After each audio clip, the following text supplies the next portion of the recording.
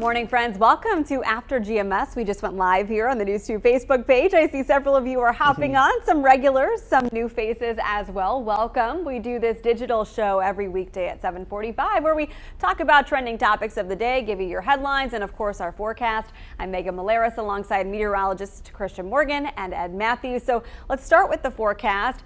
Some rain today, but then looking better again. That's right. You know, we've had these really nice days, the cool mornings, the comfortable afternoons. That's going to come back. Just a little brief hiatus today, if you will. You probably notice if you step outside, it's a little bit more humid this morning than it has been the last several days. And it really kind of slaps you in the face a little bit because we haven't been used to that for a while. Of course, taking a look at the radar, we do have some showers and storms moving up from the upstate of South Carolina, moving northeast into our southern Piedmont. So areas like Albemarle, Stanley County, Montgomery County, and then eventually moving into Davidson and Randolph County if they hold together over the next little while. But for the most part, I expect us mostly to stay dry as we go throughout the morning time. Meanwhile, there is a cold front on the way out to our northwest, and combine that with the heating and the humidity that we have, that will increase our chance for showers and thunderstorms as we go into the afternoon. Now, storms will be hit or miss. Not everybody's going to get one, but if you get one, it could pack a punch, a little on the strong or severe side. Main concern would be for some damaging winds, also the possibility of some hail as well. Behind that cold front, though, it moves away from us going into your Thursday. High pressure for the north builds in, and we see a return to that very comfortable fall-like air. Here's what the radar could look like as we go throughout the afternoon. Again, storms are hit or miss, but still keep an eye to the sky and an eye on the radar if you have outdoor plans. And there still could be a shower, maybe a thunderstorm overnight into Thursday morning before that cold front actually starts to clear the area and we start clearing things out. So partly cloudy this morning. Again, a stray shower or a storm not out of the question, but main concern, our main time to watch will be after about 2 o'clock this afternoon. We'll keep an eye to the sky on that. Once that cold front gets by us, it's really nice weather to end the week. 80 for Thursday, and check out those morning lows going into Friday, Saturday, Sunday. Overnight lows starting out the mornings in the 50s with afternoon highs in the low and mid 80s, and not humid. We will warm it back up a little bit by the time we start next week, though. Let's get to our first talker. We know this might get you going here. If you are thinking about planning a trip to Disney World right now, just know the cost is steep. But wait until you see the projected ticket prices for 2031, 10 years from now. We want to know, do you plan trips to amusement parks or do you try to find less expensive vacations?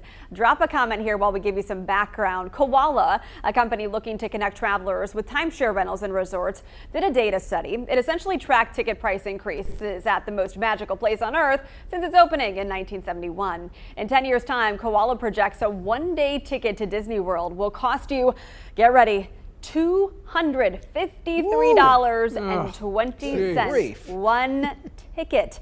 The company says it compared the increase of Disney World's admissions year over year since it opened and applied it over a decade. On average, Koala says Disney has raised its ticket price 7.4% annually. If Koala's projections are true, it would make the Florida theme park the most expensive Disney resort in the world. At this point, we've not heard from Disney in response to this, so just want to put that out there too. But not. Yeah, so some of you texted in your responses when we talked about this on GMS this morning. One viewer said, cheaper trips, can't enjoy it if you can't afford it. Mark from Walnut Cove said $253.20 a ticket? No! Exclamation mark.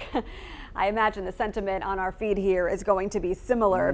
Joanne says she's never been. I've never been either. I mean, I grew up in the Midwest. People say, you've never been to Disney World, but you know, I grew up in Missouri. So you're talking about 2 parents, 3 kids, plus airfare, plus the tickets to Disney and hotel. I mean, that is a really expensive vacation. We were blessed to go on plenty of trips and see the world in other ways, but just never made it to Disney. I'm certainly not going to go if I have to pay that much per ticket. I can say that. I've been to Disney World several times, but I've also now had my fill of it. And the times I went, you know, we're talking over $200. I mean, that would get you a whole lot more than it is now. Of course, I guess the magic doesn't come free. So no. The price is not magical. The experience you get will be magical, we hope. Yeah. Ed, have you been to Disney? Oh yeah, Okay. yeah. It's been years. I've been several times, so I've had enough. You know, and they're always improving things. But been there, done that, and you know these prices you're talking about. I know I'm finished with it. You know, it's like, okay, honey, we'll we'll take out a second mortgage on the house so Yeah, we can go no to kidding. Disney World. Yeah, but it's a fun place. The kids love it.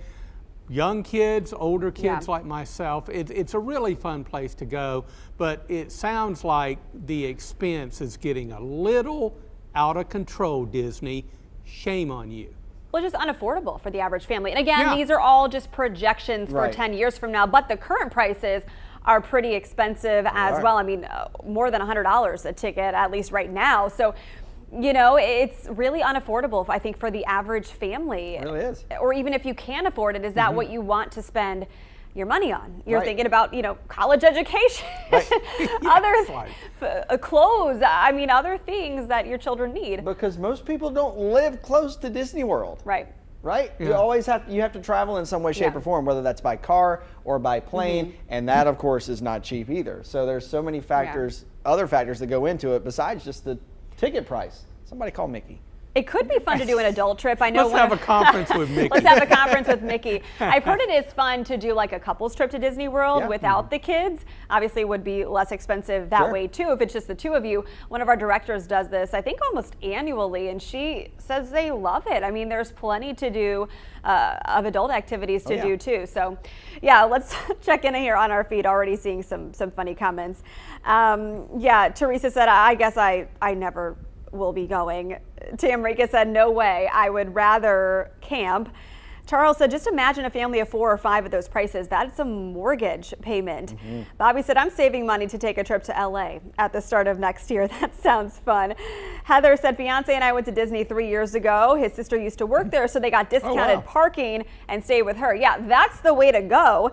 It was expensive, but that saved money. Probably won't go in 10 years with those prices. Joanne said, would rather go home to Kentucky and see family and friends. Kentucky is very beautiful. Now I have a question here.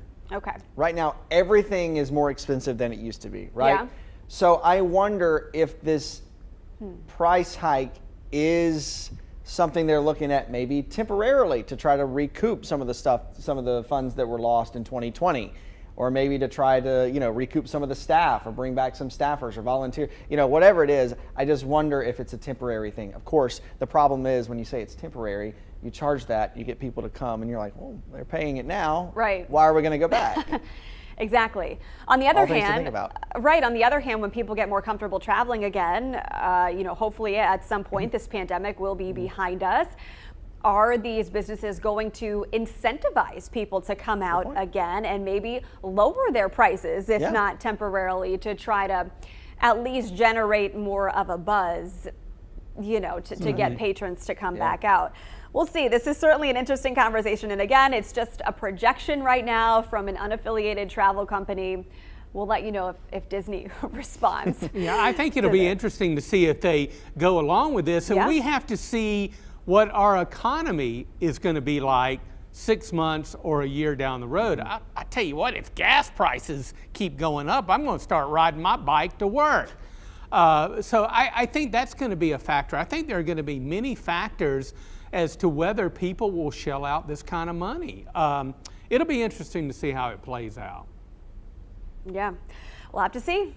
All right, let's get to some morning headlines, and then we have another fun conversation already some of you are talking about on our feed. But first, we'll start with this. Today marks day 2 that Mount Tabor students and staff will return to their classrooms since the devastating loss of classmate William Miller Jr.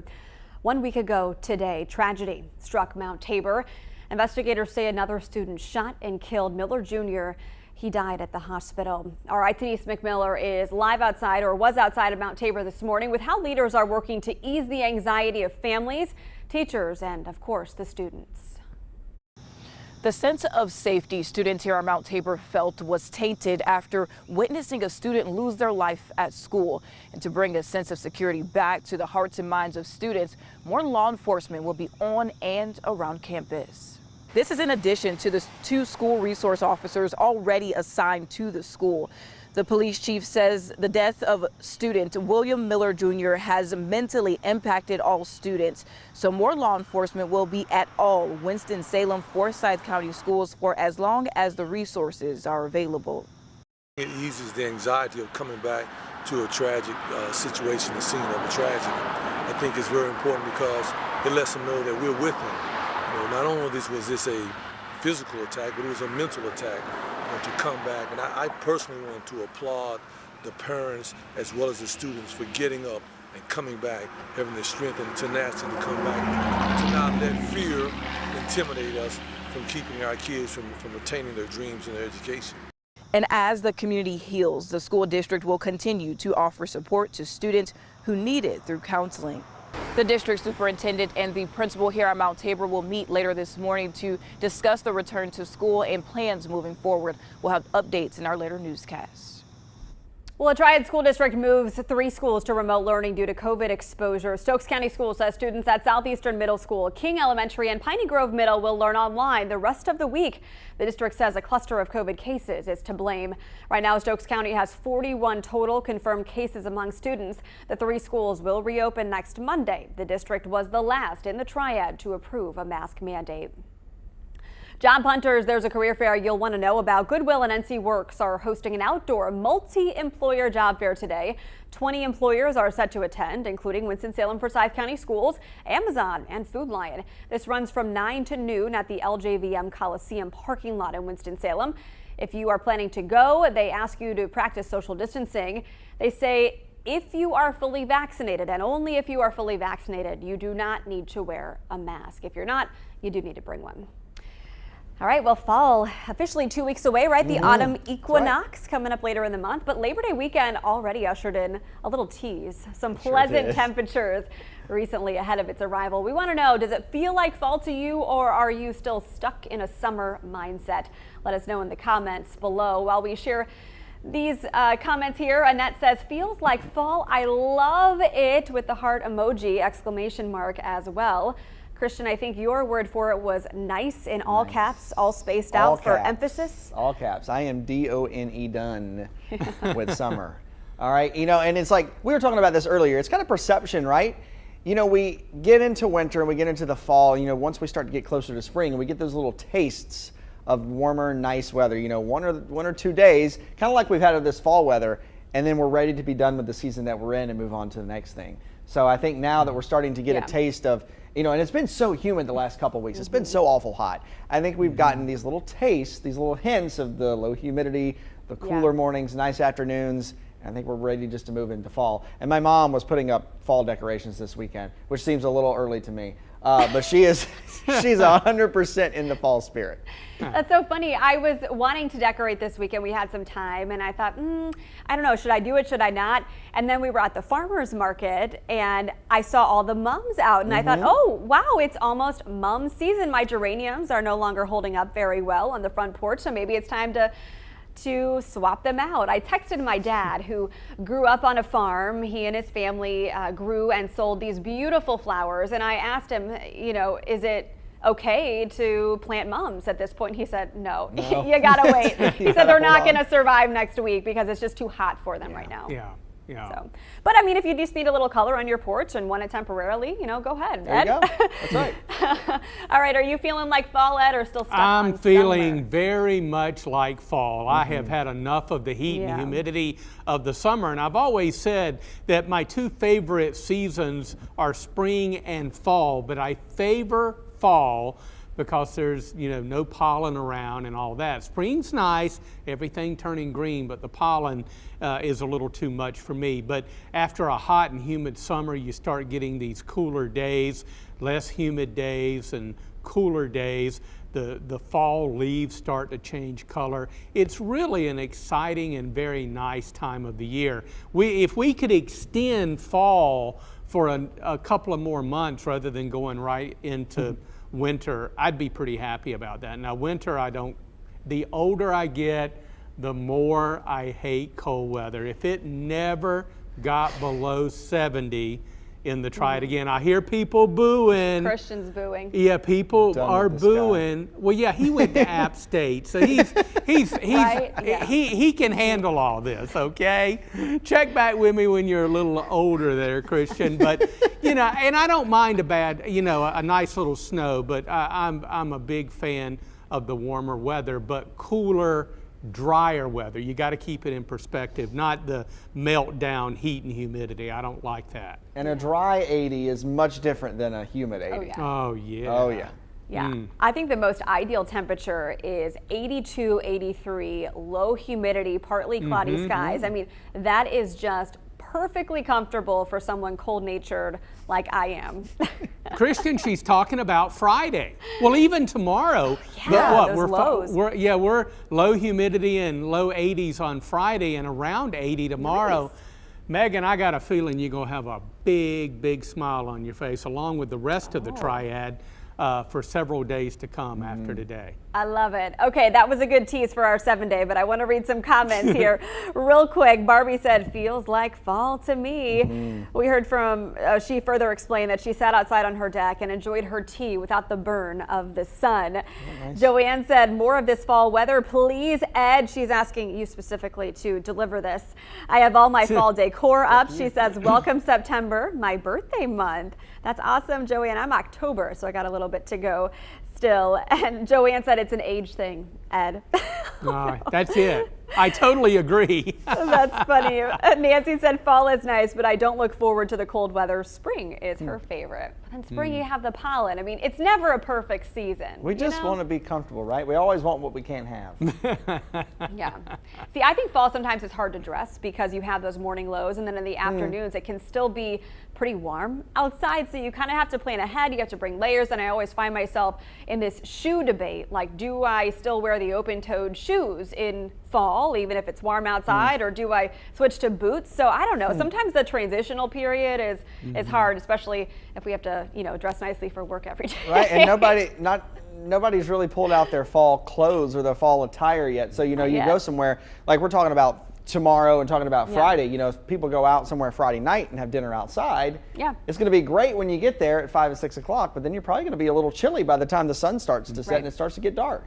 So we really don't know how to dress. I know. We took my son swimming this weekend. The pool was freezing. I mean, he didn't care, but it was because those evening lows are so cold. The water hadn't had time to warm up yet. It's amazing how long it takes it to warm up, and then just a couple cool nights can cool it right back off. It's done. All right, so let's take a look at our 7-day forecast as we close out. Yeah, I think you're going to like it. We'll keep an eye on storms that develop scattered about this afternoon and evening. One or two may be strong or severe with some damaging winds and hail. Stay tuned. We'll keep you posted if we get any of those. On our way to the somewhat muggy mid-80s today, and then, it gets so much better. Cold front moves through early tomorrow morning, and the cooler, drier air starts to pour into the Piedmont. We're up around 80 tomorrow, low 80s coming up on Friday. Now look at those morning lows. Friday morning about 58, around 57 on Saturday. Wouldn't be a bit surprised if some of our usually cooler spots drop down to maybe a 53, 54, 55. It's just going to feel really, really good. Temperatures will move back up a little bit by Sunday and early next week, and the humidity will come back. Not brutal humidity, but it'll get warm and toasty and a little humid through next week. All right, well, we'll take what we can get for now, won't we? Hey, thanks so much for spending part of your morning here with us on After GMS. We do this digital show every weekday at 7:45 on the News 2 Facebook page. Get out there and get to it. Let's make it a great day. All right. See you.